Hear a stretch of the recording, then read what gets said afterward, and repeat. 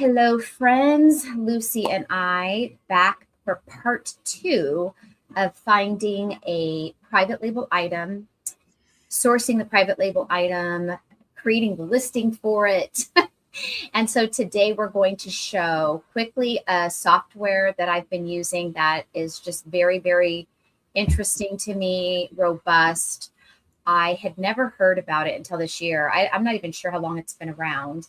And then we're going to be talking about building listings for Amazon in today's new landscape with AI and using Amazon's Rufus AI, which is now a big, strong part of your listings being discovered. There's so many ways to get your listing discovered to where AI will even suggest your listing.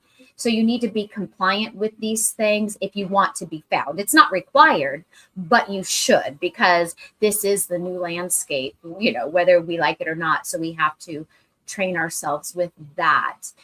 Is there anything you wanted to jump in on before I start sharing stuff, or you share stuff? No, I think that's really good. We're going to be talking about like just how to build your listing, where to do it, and kind of efficient ways to go about making a listing. So let me share this here first for the AMZ Scout. You wanted to talk about this one first? Yeah, so I actually will show it. I have it, and so I was actually going to show how it works. Okay. So I'm going to share my screen, and we are going to.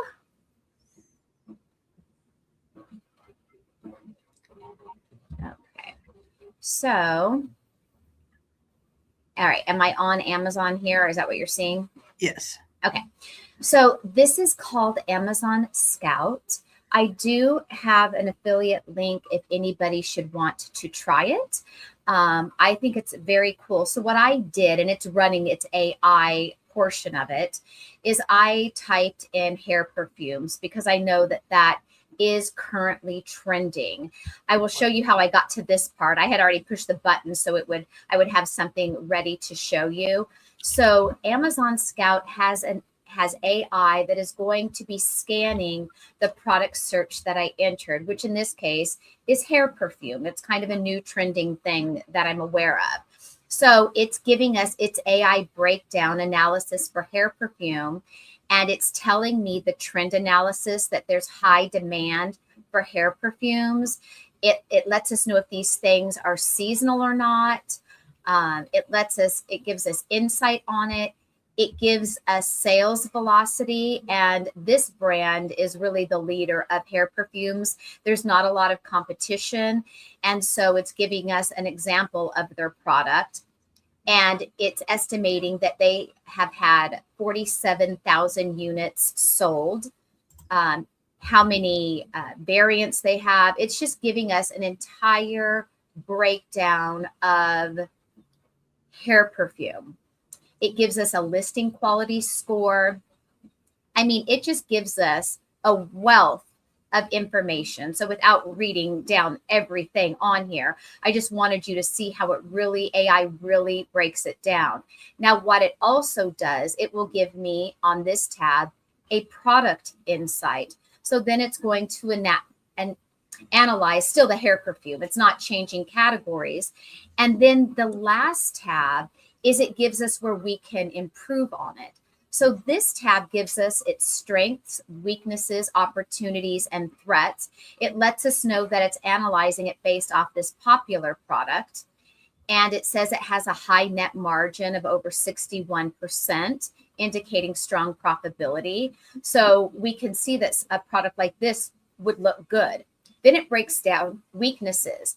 It's limited to one seller, which may impact product distribution and availability. And there's only one seller because this brand doesn't allow third-party sellers. And it has relatively high FBA fees of about $6. So here are the opportunities on here, and here would be the threats. So it breaks it down, your pros and your cons. When we look at improvement, it is analyzing based off of reviews that people have left on the listing, the different kind of feedback. it pulls this information off of Amazon, and it gives us a tip for improvement is to introduce a travel friendly set. And that's because none exists. And so that's probably not based off of a feedback, but AI just knows like, oh, well, it doesn't come in these other sizes. And then it gives you the rationale why it's giving you this tip for improvement and how it would impact your metrics. I think this is just incredibly cool that this tool offers this. And then you can save this information to a clipboard if this is something that you would like to know about. Now, it also gives us this AI score, this niche. It says it's a nice niche. So this gives us scores between 1 and 10. So 8 is pretty high on the scale.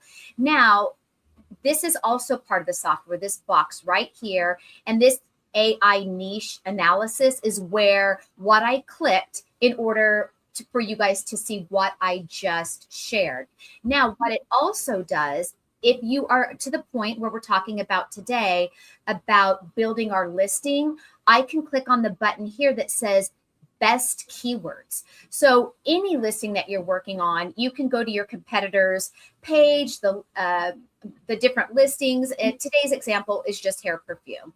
And I can click on the best keywords, and it is going to start importing all of the keywords that are, making the sales, that are on the listing. For whatever reason, it's not giving me my request, but it pulls that data. And then what we can do is use that when we are building our listings. So it is just an additional research tool on top of what we used last week for using the AI research tool that is actually linked to Alibaba. This is a research tool that is just built into every listing on Amazon. And it really allows you to look at all of your competition. It ranks that type of product or category. It gives you just that instant success score right on the page. So you can quickly move along before you know how we have to do it manually. It's a real time saver. And then having that built-in AI feature for it to break it down to us, the pros, the cons, give us more ideas, I think is just an invaluable tool. That is really, really neat. I was looking at while you were doing so AMZ Scout, there's different things to sign up for here. I haven't looked at them in a while. That software does a lot. I mean, I only gave you just a little taste of what it does because it's relevant to what we're working on today. I mean, the pack for private label is only $99 for the year. That's less than $10 a month. So yeah, that might be something that you're interested in. And then I had to look it up. I did not even know what hair perfume was.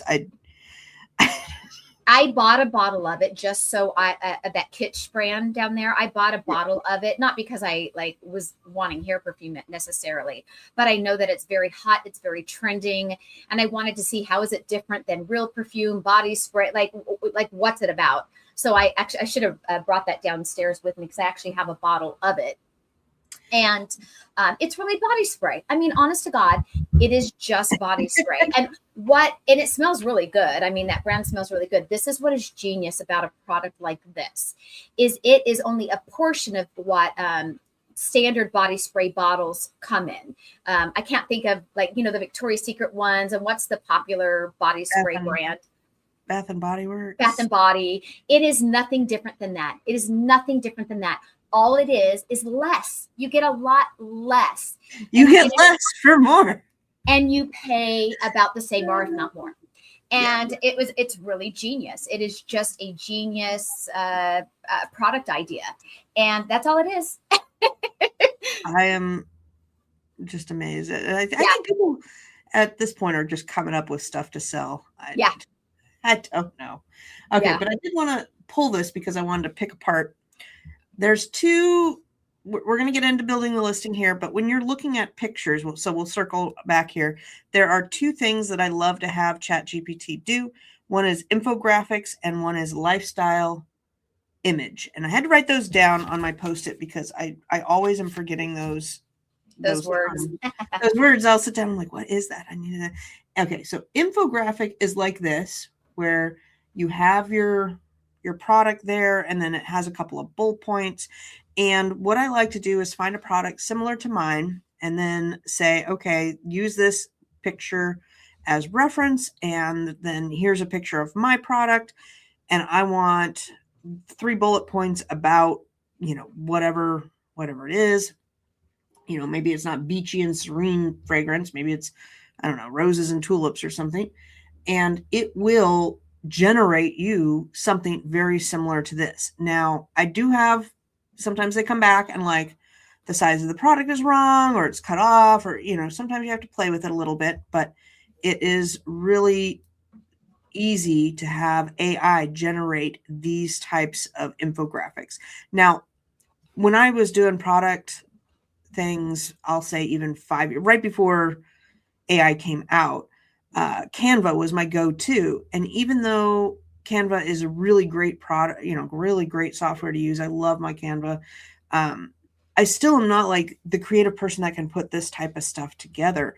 And there's a lot of people out there on Fiverr and in the marketing world that will, put together offers for private label people on, we will put together, 3 infographics and 4 lifestyles and, great product pictures for you. And that's one of the jobs that AI is probably going to eliminate, because within 10 minutes, I can have all of that stuff done for a small, I think most of the AI stuff for the upper ones are like $10, $15 a month. And it's not even, you can get this type of picture for your product in 5 minutes. Okay, so this is an infographic one. This is not quite lifestyle. Let me see if there's a lifestyle. Would you call this lifestyle? Sort of, because there is a person in there.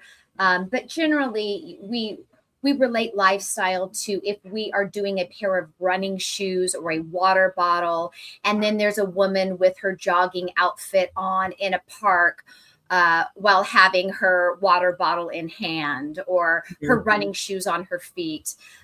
Lifestyle is generally how we use it in our life. Like if she was spraying it on her hair, or right.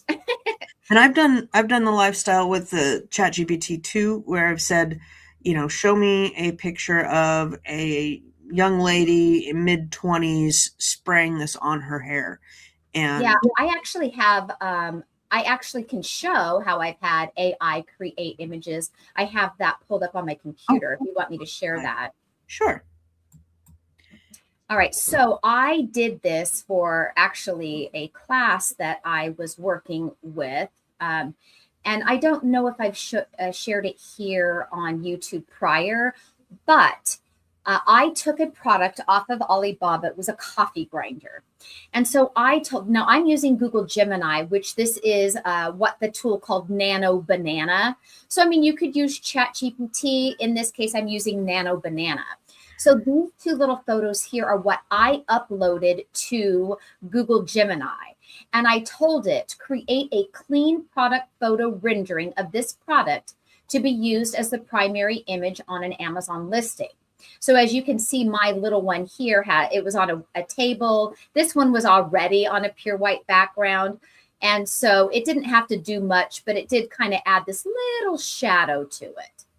Then I told it, I would like you to put this coffee grinder on a kitchen counter with sunlight coming through the window to look like morning sun. Display the grinder next to a coffee pot. And it gave me this.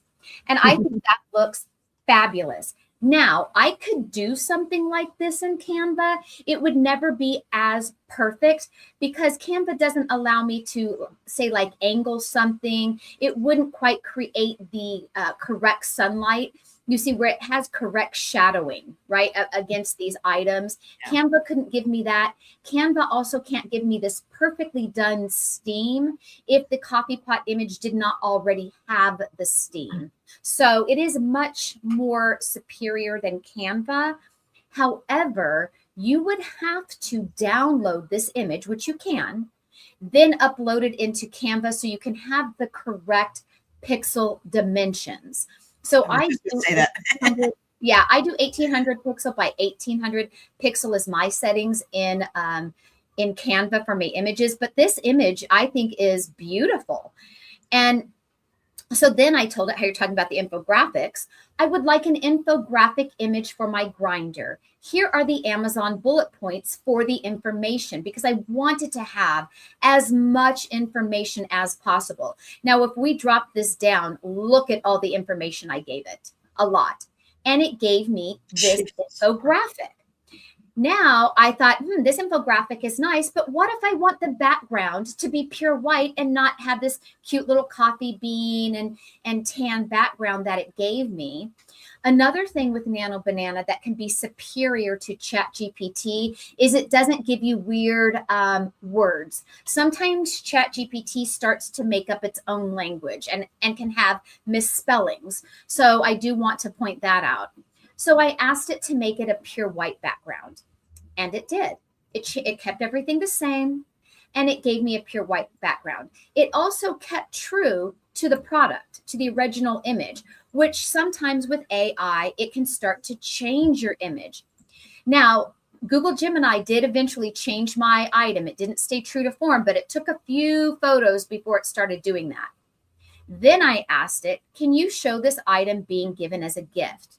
Now, before I show you the image, I want to point out I did not give it enough details. And that is why better details produce better results, because it gave it in this, I mean, it's beautiful. It is beautiful being given as a gift. But I thought, would a shopper be confused thinking that they're getting this actual box? And so it made me think, should I change my box and actually have it in a branded box?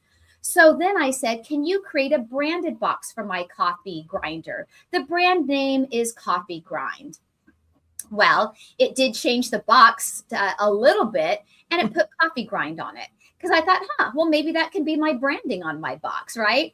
And then I said, I want a new image of my item in a grouping that shows it comes in a branded non-Christmas box with a nice instruction manual. And voila, it gave me this. And I thought, well, that's kind of cool. So I could maybe start building my packaging like this, but this looks a bit like a shoe box. We got a window with the cutouts.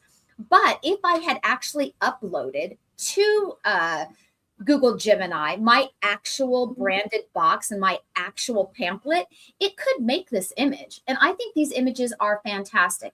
As you see, we're still holding true to what my grinder looks like. Then this goes into, sorry, let me cut in for a second. Go back up to the picture real quick.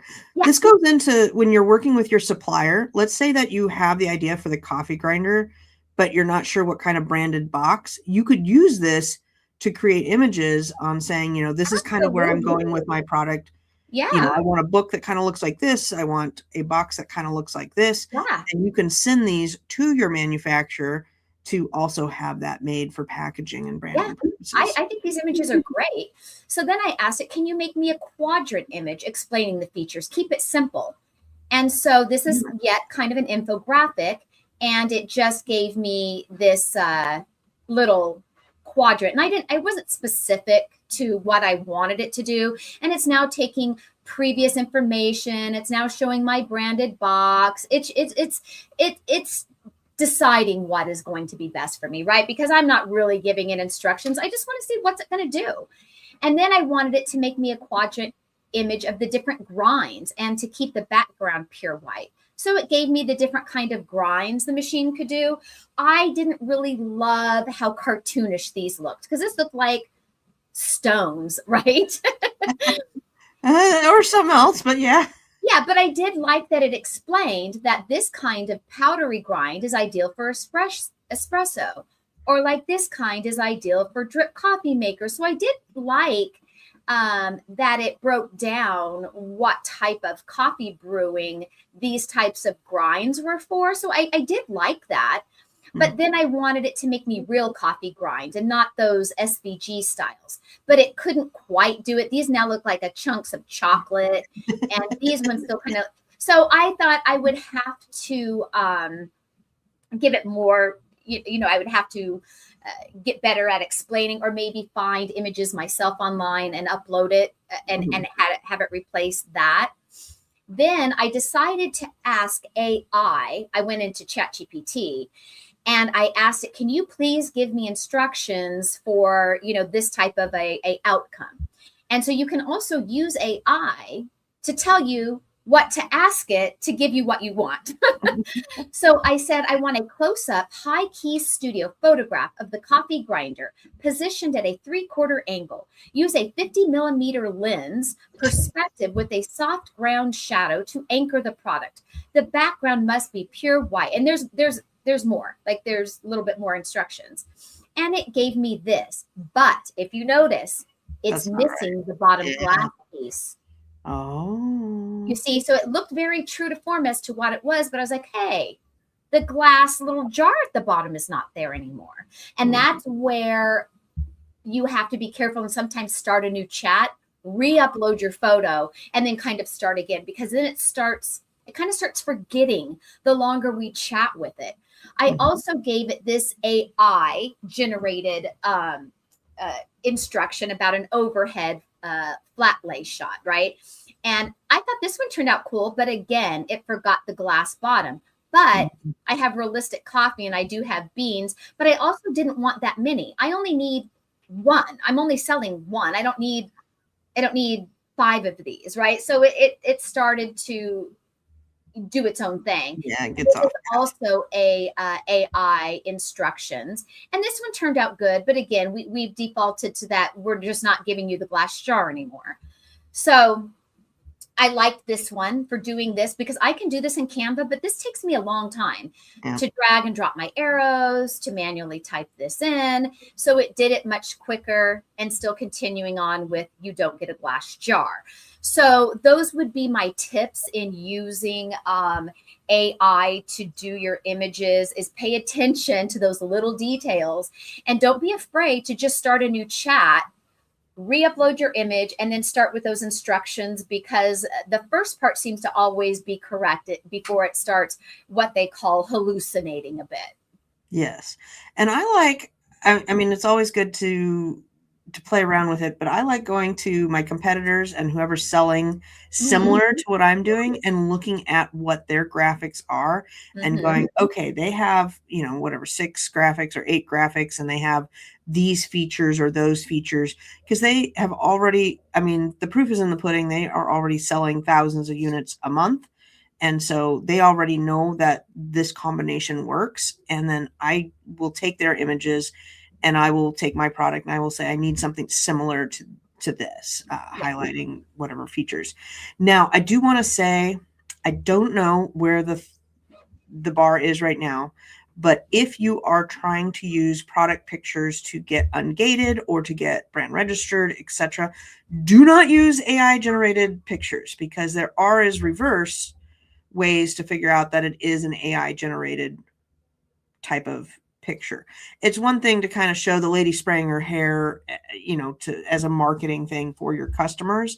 Nobody's going to be upset about that. And it definitely saves you a lot of time and money. You're not going to hire somebody or try to do those shots yourself. And, I'm not a professional photographer. I don't have a set. I don't have all of those tools. So using AI to make those types of listings to show how you would use the product makes sense and is not unethical. But if you wanted to, say, take your coffee grinder picture with the white background, and then you're trying to submit that to Amazon, I know that they have a lot of AI integrated, and they can figure out if you have manipulated the photo with AI. And that goes for invoices as well. You do not want to do that for those. I don't know. It's kind of like, can you get away? I wouldn't try getting away with it. That's my take on it.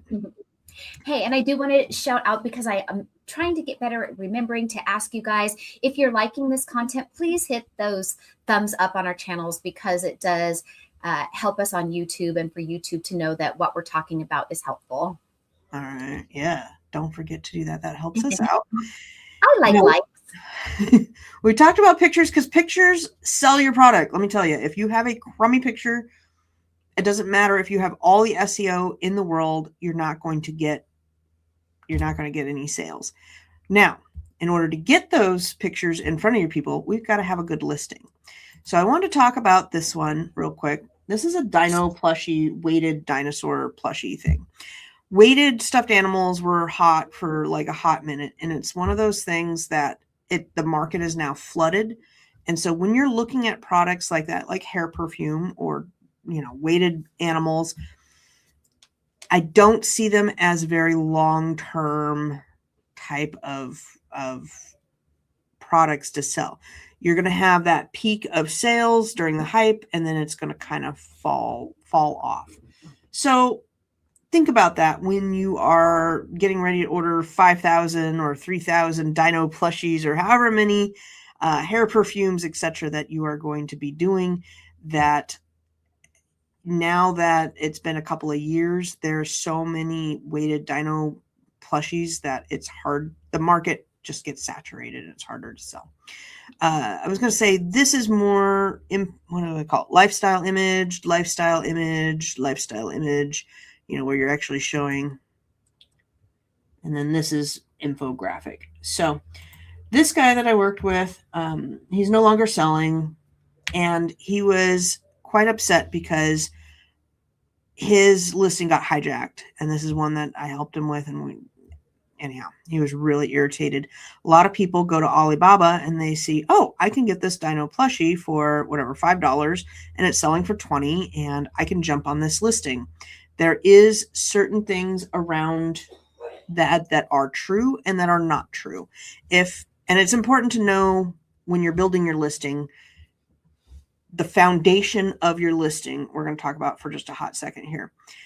If you are just testing the waters and you want to do a test run of like 100 products and you don't care if anything about it and it's going to be sold out and you're going to move on to something else, you can totally list things under generic. And now that they've changed the rules, nobody can jump on your generic listing anymore unless if it was already in their inventory. I know we were doing that for a while because there was some generic stuff that I'm like, don't delete the listing because we can still list on it because we're grandfathered into that one. So if you want to do it under generic, you got to know some things. One, if you ever brand, you cannot change it. You cannot change the brand. You'll have to delete it and restart. You lose all your reviews, your stars, your reviews, your tracking, your momentum of that listing. So keep that in mind. There is no way to change the brand from generic to your branded listing. Generic will keep off people that jump on. Now this one, what was his name? Dino Mushy. Okay, so he branded this under Dino Mushy. If Dino Mushy is brand registered, but other sellers have good ranking and everything, like I could probably get approved to sell Dino Mushy. So that means that I can go to Alibaba, get the same dinosaur, go and sell it under Dino Mushy, which is what happens, and kind of hijack his listing. Now, what do you do as a seller? You can write a nastygram. You can go through your brand registry and report violations. And it is a pain in the tush. I'll tell you that right now. It is a pain in the tush. Worth it. And unfortunately, with a lot of the sellers not being in the United States, there's not a whole lot of legal action you can do. And Amazon is a pain in the butt to work with to try to get that legal action done. So just keep that in mind. You will want to keep that in mind. So what I did was I typed in weighted Dino Mushy over here. You can see that there's several different ones. This one is definitely an Alibaba one. I'm looking at the pink because there's lots of different listings that are the same. So let's say I wanted to do this Dino Plush Mushy Dino. Oh my gosh, weighted dinosaur. There we go. We're just gonna call it that. Weighted dinosaur, and I have found it now on Alibaba, and the margins are pretty good, and everybody's around that $35 to $40 price range. You've got to understand that the more the market gets saturated, then these guys are going to start dropping their price to keep that competition. And I have seen races to the bottom on a lot of private label items where Dino Mushies, there was one or two sellers and everybody was happy around $38. And then all of a sudden now there's 12 Dino Mushies on there and people are selling them for $15. And as a consumer, that's nice, but as a seller, that is not nice. But for purposes of making this listing, we're going to go over here. And in Amazon, what I did was I went to the first one, category, add a product, and then I went to form. You want to go to form to get your listing going. On the left here, you can toggle between required, recommended, and all attributes. I 99% of the time stick with all attributes because I like seeing them all. I don't like having any of them collapsed down. And what I did was I uploaded the picture of the pink weighted dinosaur. I gave it a brief description, and I hit the Rufus AI and said, let's see what it will do. And it came up with this as a title. I am okay with that title. I don't really like it though. I would personally put pink in the front and maybe add a couple other little things. I don't really like the way it did its title. What do you think, Tina? I don't think it's bad because it says large weighted dinosaur plush toy, which is what it is. Pink with orange spikes, 24-inch soft stuffed animal. So it is telling you the size, what it is, what color it is, and how big it is. So this is what Rufus likes. What would you change? You would put the color in the front, like pink, large weighted dinosaur, the color. And I would also add the weight in there.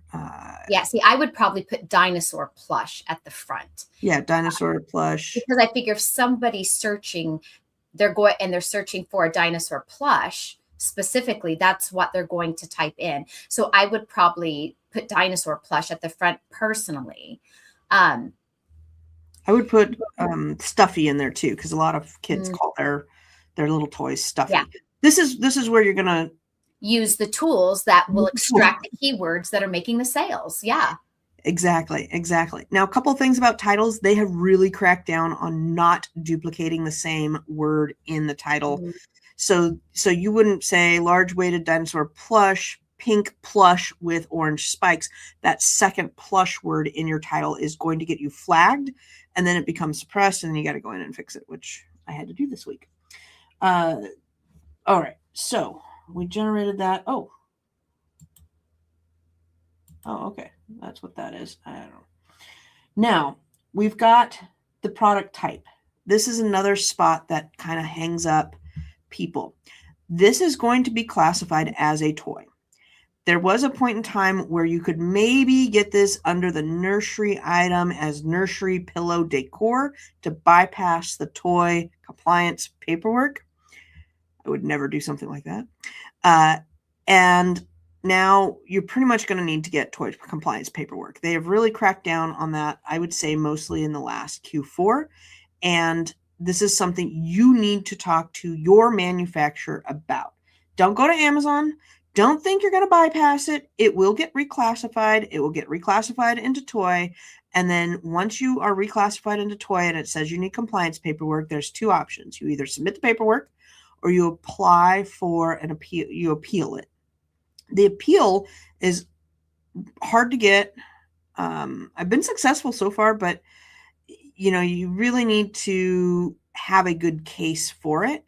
And these soft toy plushes are clearly meant for kids. It's really hard to get out of something that's clearly meant for kids. So when you're talking to your manufacturer, make sure that they know that you're going to need that toy compliance paperwork and you get it. I've had some that are like, oh, they told us it was really easy. And then once they now have 3,000 dinos going into the thing and they're trying to figure out how to get this toy compliance paperwork and it needs this testing and anyhow, it's been bad. We're going to go ahead and confirm here. Okay. I don't want my other brand names to pop up. So hold on one quick. I'm going to put generic, maybe if it will let me. There we go. Okay. So for brand name, this is where you're going to, if you're brand registered, it will drop down and show you the different brand names. And then if you have an external product ID, a barcode, then you would put in the barcode. I can show that. Let's see here. This is nice. They've cleaned this up. So you either get ASIN or you get UPC, EIN, GTIN. Again, Doing it this way is kind of the quick and easy way, but it's not good for long term. So if you're doing short cycled, let's say you sell Christmas paper and every year you do a different Christmas paper listing, then you don't care by February if your listing's toast and you need to delete it because you're going to rebuild it at the next season. Yeah, I hate doing that, but it is what it is. If you have different variations, this is where you can do, let's say I had blue, green, and pink. You can click that. I don't really want to get into variations this week. Let's see here. Oh, great. I have been granted exemption. So I guess that's good. UPC exemption approved. I've been granted that many a times, but I guess I'm granted it again. Takes up to 1 hour. Okay. Now, Rufus did all this. These little boxes are kind of nice. You can up and down them. If you wanted to have a second paragraph, this is what I tell people. You've got to put in a little HTML, which is not hard. And it's BR in brackets and BR in brackets. The first BR is going to drop your paragraph down 1 line. So it would just be to here. A second BR drops it down like that.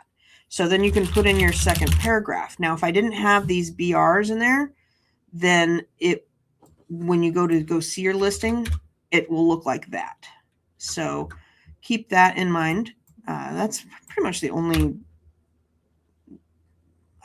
formatting I do. For product description, I tell people this is where, if you have A+ content, you don't really see the product description too much, but it could still be in there SEO wise.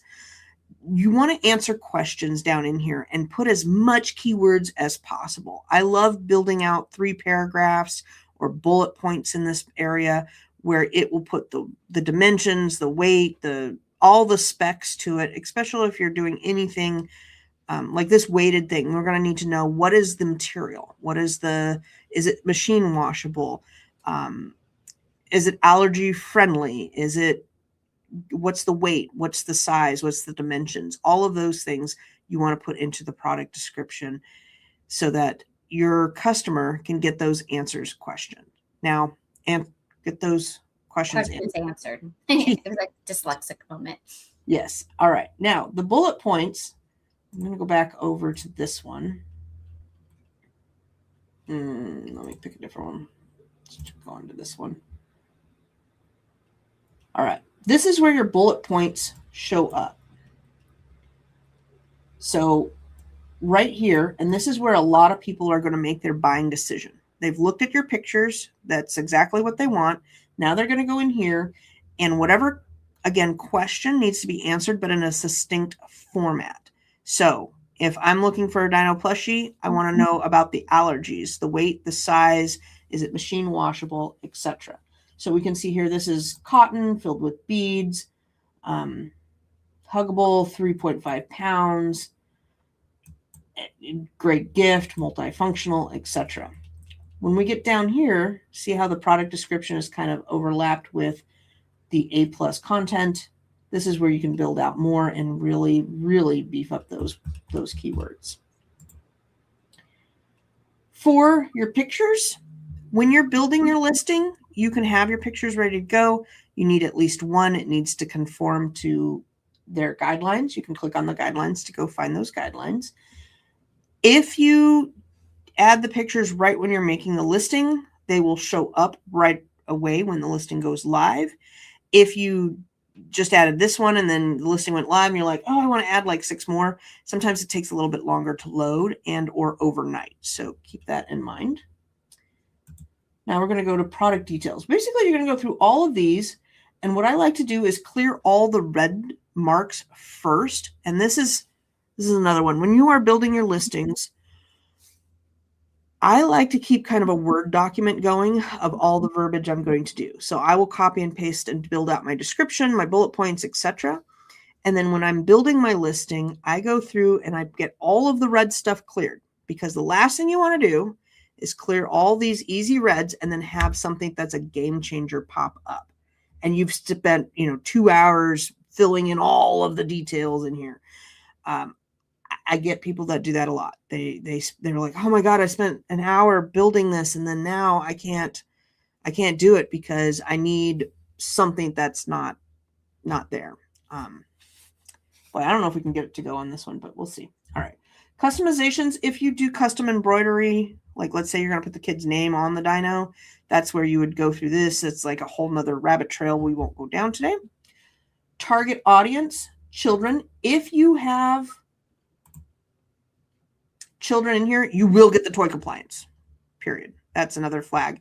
So if you are building a toy that's for, let's say,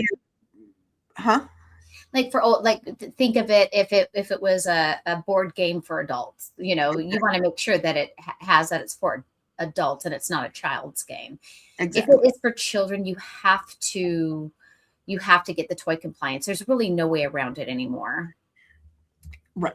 So if it is a board game, you want to make sure that this is target audience, adult, whatever adults you're going to put in there.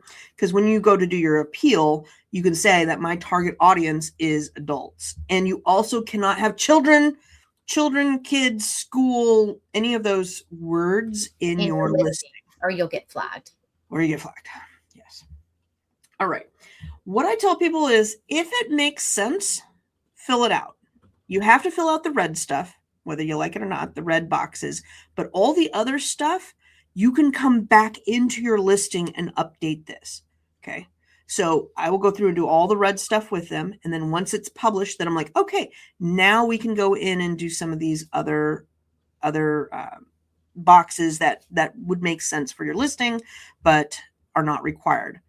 Okay. Model number, manufacturer. Get a lot of questions on this one. Who's the manufacturer? Who do you want to put in there?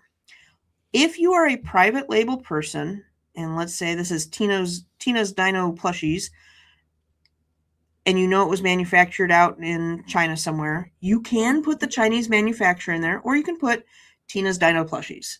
And I like to err on the side of Tina's Dino Plushies. With the new regulations on submitting invoices for the manufacturer, do you have any suggestion on one way or another for the manufacturer these days?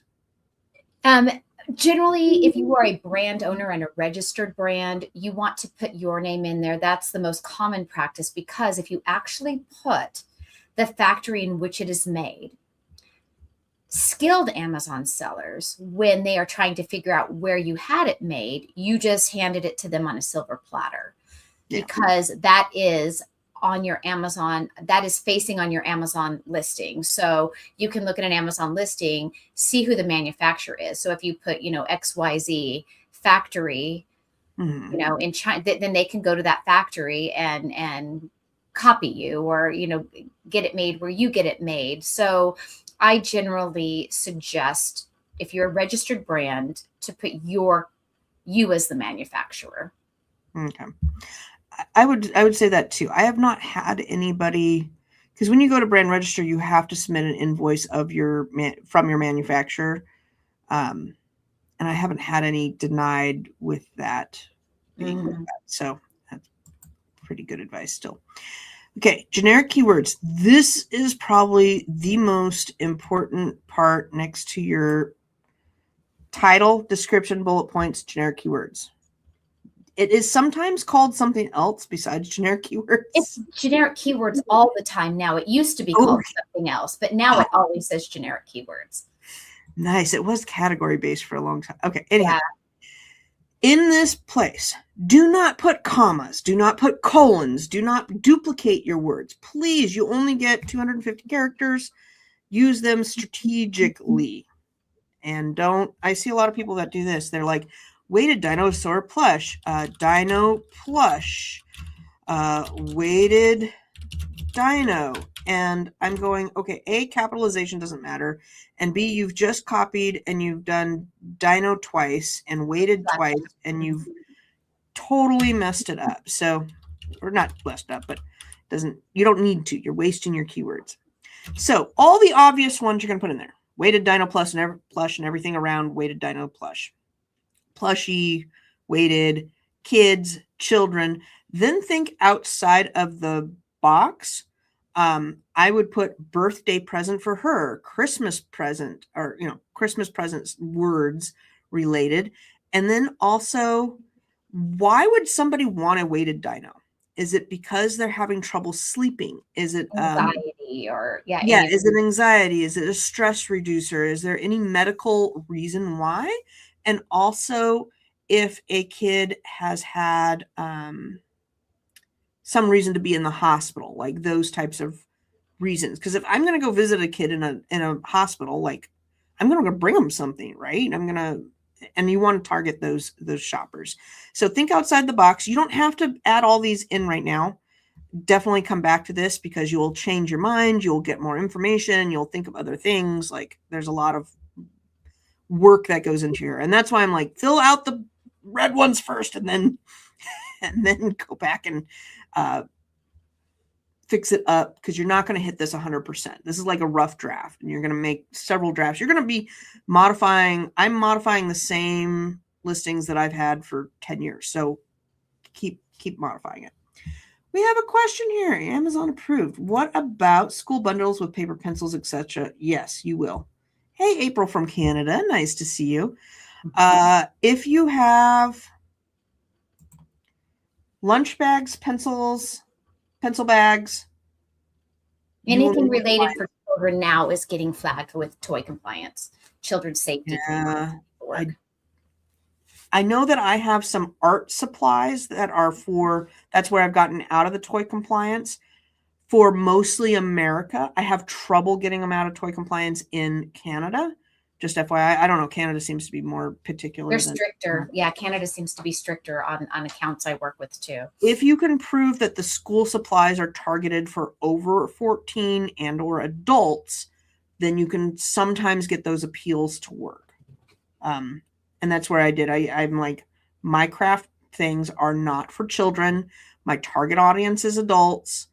And I saved my verbiage, but it was something like, this is not meant for children. It is meant for adults. So keep that in mind, but it's not a guarantee.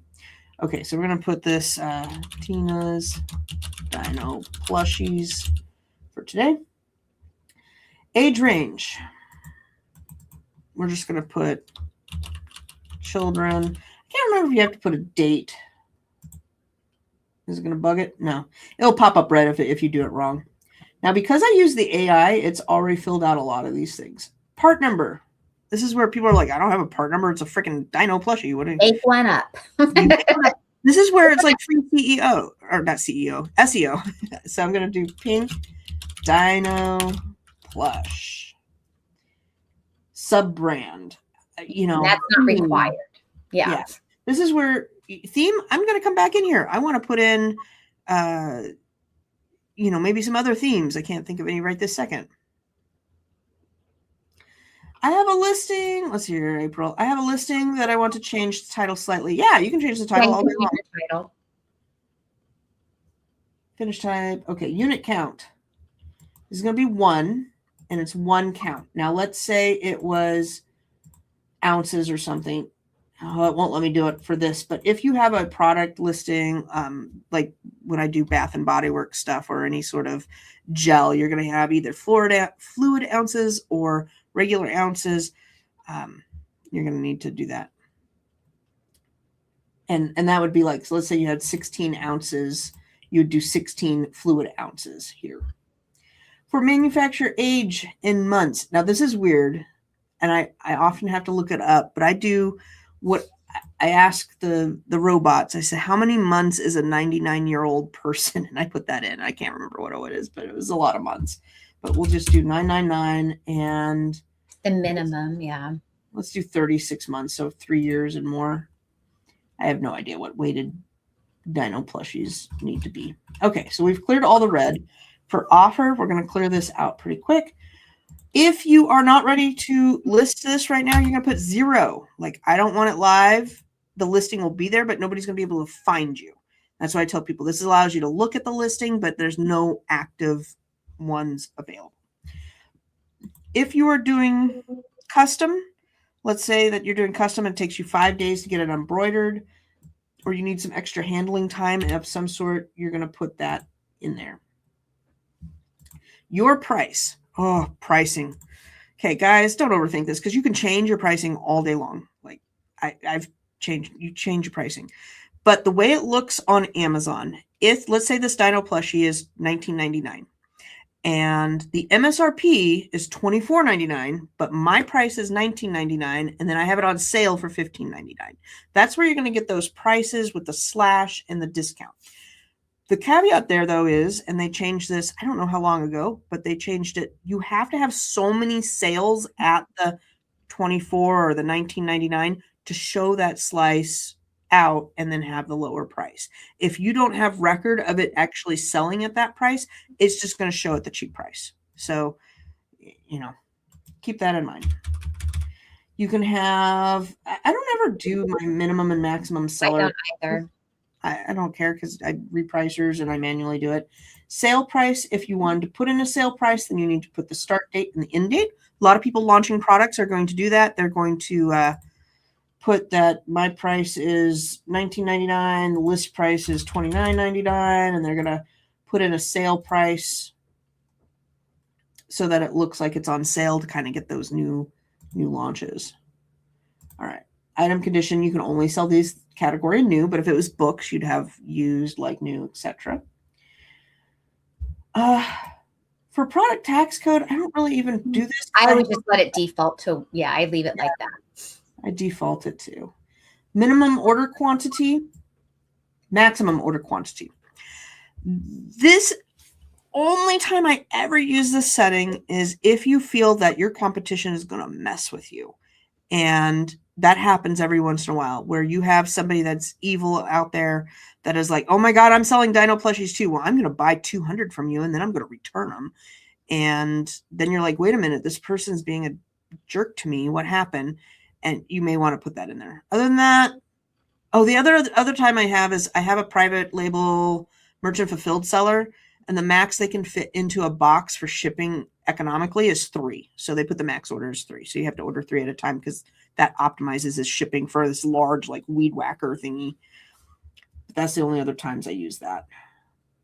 So there's just so many things that are like, you're going to look at this and you're going to like, what? Do I need to do that? So just focus on the red. We don't need cosmetic and features and functional conditions and all of that. You can either ship this in yourself or use Amazon FBA. Okay. And then you're going to put in the package length. I'll just leave it as default, but all of these are required. Package length and weight is a requirement. Master packs, I don't really deal with master packs and pallet packs for most things, so we will skip over that. Safety warning. We're going to say none. I don't know. Like, don't smother your child with this dino if they're misbehaving. Country. You can, the most we use is United States, if it's made in the United States. China, which is right there. And then if you go all the way down to the bottom and you don't want people to think it's from China, you can put unknown. It's a little deceitful, but if you truly didn't know, or like April's example with all the different school supplies that you're putting together, if it's from all over the place, then I put unknown. Like batteries. Okay. Probably common sense, but if your product has batteries, please put yes and fill this out here and then do the exemption for batteries. If your product title, I had this one person that was hilarious. They were like, I got to get through these battery. Everything's hung up. I can't, everything's locked down because of the battery. And so I said, okay, well, what's your product? And they said, well, it's a fan, like a travel fan. And I'm like, well, what's the title? And it says travel fan with batteries. And I said, well, did you put that they needed batteries? They go, no, because I didn't want to do that. If your product title literally says product with batteries, guess what's going to need you? Anyhow, we got through it. So battery type, I think that's about it. Mandatory caution. This is important if it makes sense to your product. If you have little marbles, little magnets, little things, balloons, choking hazards, please fill this out. If not, no warning applicable. Okay.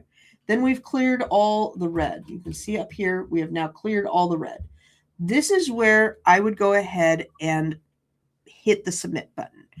Yeah, we need to go back through here and really put some work into it. But Amazon's a little glitchy. and you go all the way down to this thing and you can click submit, and sometimes it submits, sometimes it doesn't. Sometimes you have to click it 2 or 3 times. Mm-hmm. Why? I don't know. It's always been that way. So you can save it as a draft, but I like to submit, and then I like to go and say, what does my listing look like? Where I put the words, what does that look like on the other end? And then look at my competition, go through and farm extra words. And I'll touch on that for 2 seconds. But when I talk about, I call it farming extra words. You can use the Chat GPT. You can go to your competitors. And what I do is I literally take these words right here. I copy and paste them into a Word document. And I will do that for between 3 and 6 different listings. And then I'm going to go through and I'm going to scan. I'm going to say, what words do they have that I didn't touch on because that I need to? And I can see that this one comes in a beautiful box and is vacuum sealed. So do I need, what is my packaging? Maybe I want to put something in there. This is great for nap, backrest, room decoration, or travel. Ooh, travel is a good thing. Maybe I want to have a bullet point about travel or add travel in there in any of my generic keywords, description, or bullet points. And then suitable for ages 6 and up. That's a good information to know as well. So I will go through and I will just pick out, whatever words. Maybe I want that word snuggling, comfortable, huggable, travel, etc. And then I will go and put them into my listing and get those updated and maximized on the SEO part. Okay, that's my rant for my thing. For the listing.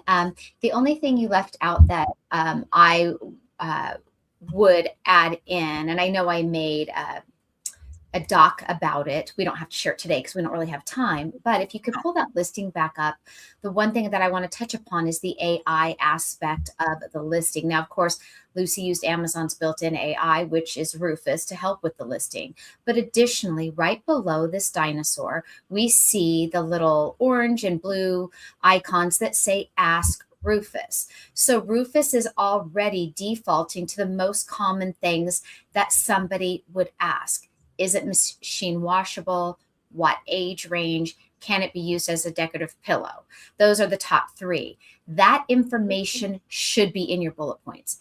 Where it says ask something else, Lucy can click that and type her own question. Sometimes we have a question. It also has more defaults in there about, is the fabric hypoallergenic?